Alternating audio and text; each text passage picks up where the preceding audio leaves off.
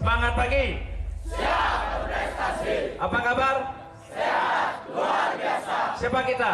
Saniman Jaya Jaya Jaya. Ya, Pak Arab tetap semangat ya. Selamat pagi adik-adik. Siap berprestasi. Ya, hari ini karena kita langsung ke lapangan ya, jadi cara pengisian formulirnya saya kasih tahu dari dulu. Adik-adik bawa buku tulis enggak? Bawa ya. Nah, jadi tekniknya satu kelompok itu akan terdiri dari 5 orang. Ya, 5 orang ini akan mencari 5 kakak di masing-masing banja. Usahakan jangan sama kakaknya antara satu kelompok dengan kelompok yang lain. Nanti akan diarahkan ya oleh ibu pendamping jumantiknya. Yang adik-adik cari di situ adalah satu tempat penampungan air. Ya, tempat penampungan air yaitu misalnya bak mandi. Oke, kemudian dispenser. Ya, kemudian kalau misalnya ada pot bunga yang berisi air itu bisa dicek. Adik-adik bawa HP semua kan ya? Bawa. Nah, di situ adik-adik lihat apakah ada jentik atau tidak.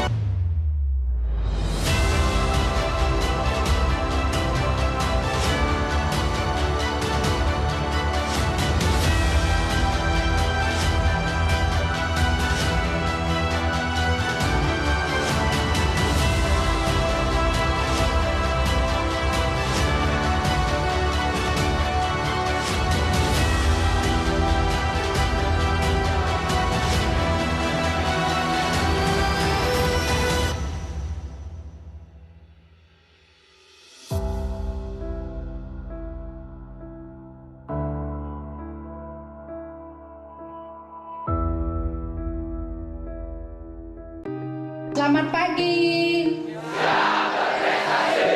Oke, hari ini saya dari Puskesmas 1 Denpasar Timur. Tadi sudah diperkenalkan ya. Saya Suryastini, biasa dipanggil Suryas.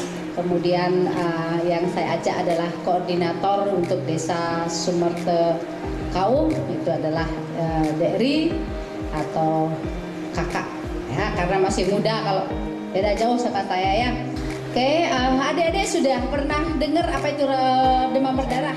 Perkenalkan, nama saya Tri Astiti Putri Caningrat dari kelas U10 OLP 1. Jawaban saya, apa itu DBD adalah penyakit demam berdarah yang disebabkan oleh nyamuk Aedes aegypti.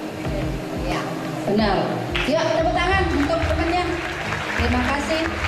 Ya, sedikit saya tambahkan. Penyakit demam berdarah adalah penyakit yang disebabkan oleh virus dengue, ditularkan melalui gigitan nyamuk Aedes aegypti. Jadi harus ada nyamuknya dulu. Kalau tidak ada nyamuknya, nggak mungkin tertular penyakit demam berdarah. Ya, seperti itu. Nyamuknya seperti apa? Poleng-poleng ya, belang-belang dia ya nyamuknya ya. Kapan dia menggigit? Malam hari atau siang hari? Malam hari apa siang hari? Yang bilang malam angkat tangan. Kalau sudah disuruh angkat tangan pasti nggak berani. Yang bilang siang? Yang bilang malam?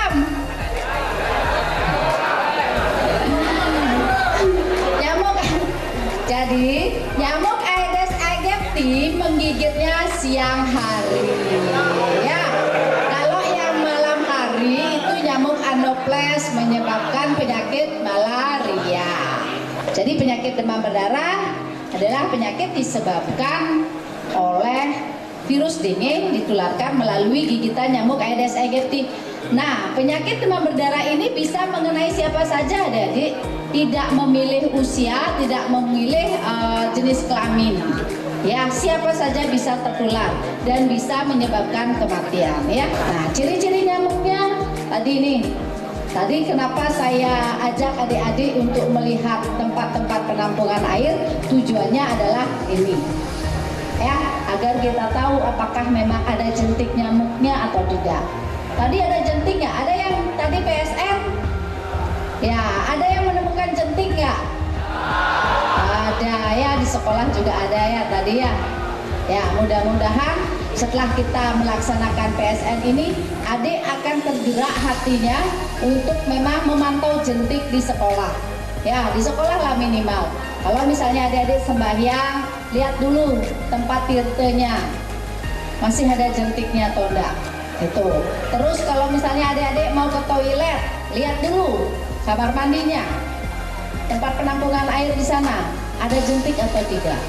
Kalau memang ada jentik, boleh dilaporkan atau adik-adik kuras.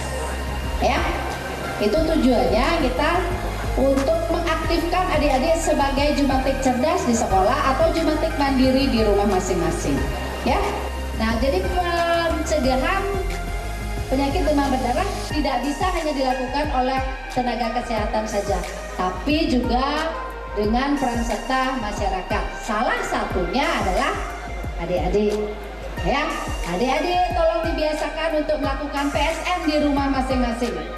Minimal di rumah masing-masing, kemudian di lingkungan sekolah.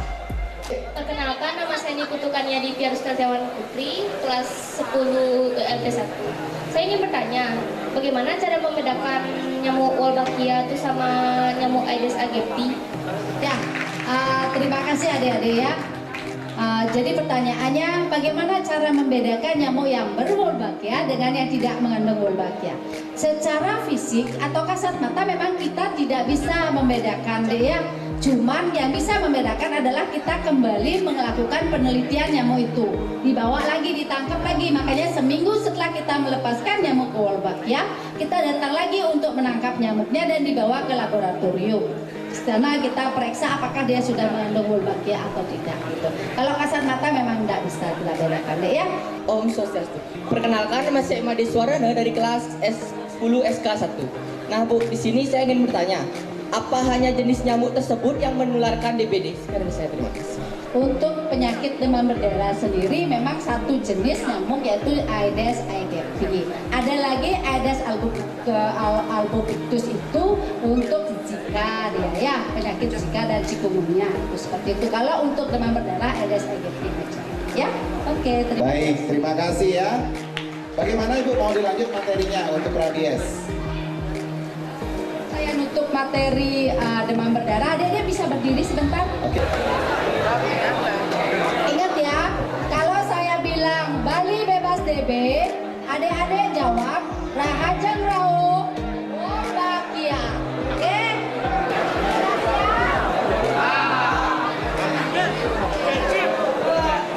Oke. Bali bebas DB.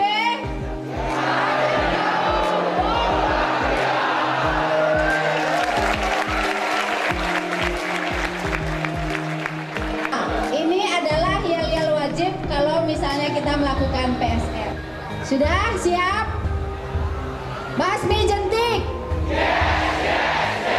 PSN. Bebas DB.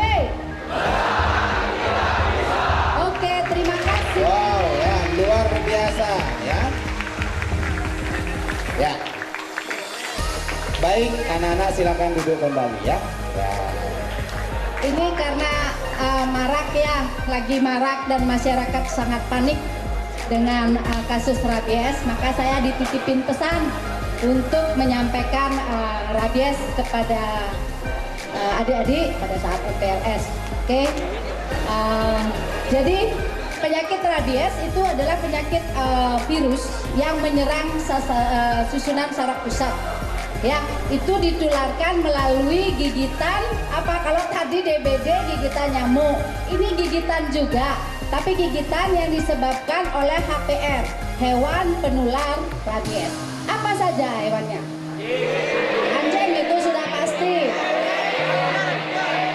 Coba deh satu orang deh, saya nggak dengar ya, silakan. Hah? Kucing, ya lagi satu apa? Monyet, ya. Jangan lihat ke saya monyetnya ya. Ya, oke. Ya. Sudah. Jadi rabies itu hanya ditularkan oleh 3 hewan penular rabies. Ya, yang pertama itu anjing, yang kedua kucing, yang ketiga kera atau monyet. Kalau adik-adik sudah terkena rabies itu pasti meninggal. Ini pasti, karena memang angka kematiannya 100%, pasti meninggal. Kalau memang sudah terkena gigitan anjing atau gigitan hewan penular rabies, itu pasti akan meninggal. Yap, lanjut. Lanjut. Nah, yang dimaksud rabies itu sudah saya jelaskan tadi adalah penyakit menular akut menyerang susunan saraf pusatnya diserang ya, disebabkan oleh hewan yang telah terinfeksi virus rabies. Ini pasti akan menyebabkan kematian. Kalau virus rabies itu pada air liurnya ya, kalau melalui gigitan juga. Kalau pada manusia, gimana ciri-cirinya? Perkenalkan, nama saya Putra Pratama dari PH3. Ciri dari orang yang terkena rabies biasanya nggak bisa minum air. Ya, oke. Ya, itu ya. Ciri yang paling menonjol ya, ciri yang paling memang kelihatan pada orang kalau misalnya dia terkena rabies, satu sangat takut air, sangat takut dengan air. Kemudian sangat takut dengan cahaya. Cahaya dia juga takut. Kemudian air liurnya berlebihan. Ya, jadi seperti itu. Kalau adik-adik habis digigit anjing, tolong dipantau anjingnya. Karena kalau misalnya dia memang sudah benar menularkan rabies, setelah dia menggigit kurang dari 2 minggu, kalau memang dia positif rabies, anjingnya pasti akan mati. Pasti mati. Ya, kalau dia setelah 2 minggu masih dia bebas, masih hidup, aman. Ya, tapi kalau selama 2 minggu, kurang dari 2 minggu dia sudah mati, itu bisa kemungkinan dia penyakit rabies. Makanya adik-adik kalau habis digigit anjing, tolong dilihat anjingnya, dipantau anjingnya selama 2 minggu. Jangan dibunuh selama 2 minggu, tapi dikandangkanlah dia dulu. Ya, kalau dia selama 2 minggu itu dia mati, kemungkinan dia terkena rabies. Ya, jadi, nah ini, ya, jadi adik-adik akan kalau misalnya terkena gigitan, baik itu anjing, baik itu kucing, baik itu kera, itu aliran darahnya itu akan langsung virusnya menuju saraf pusat di otak. Kenapa? Makanya kita harus mencuci luka. Kenapa harus dicuci? Jadi begini, virus rabies itu diselaputi oleh lemak. Ya, jadi kita harapkan dengan dicuci pakai sabun, selaput lemaknya akan lepas selaput lemaknya dan tidak bisa lagi dia menularkan virus rabies. Itu yang kita harapkan. Makanya setiap adik-adik setelah digigit anjing, tolong dicuci dalam air mengalir dengan sabun selama 15 menit. Ya, 15 menit, gosok aja dia terus selama 15 menit. Itu penanganan awal.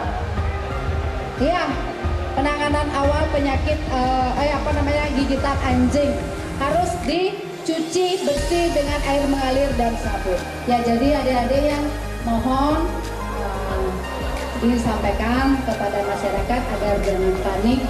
Ya, kalau memang kita melalui tahapan yang benar, satu, ingat mencuci luka gigitan 10-15 menit dengan air mengalir dan sabun. Yang kedua, ingat rabies centernya di mana. Ya, jadi seperti itu, karena kalau dari rabies center itu memang vaksinnya gratis.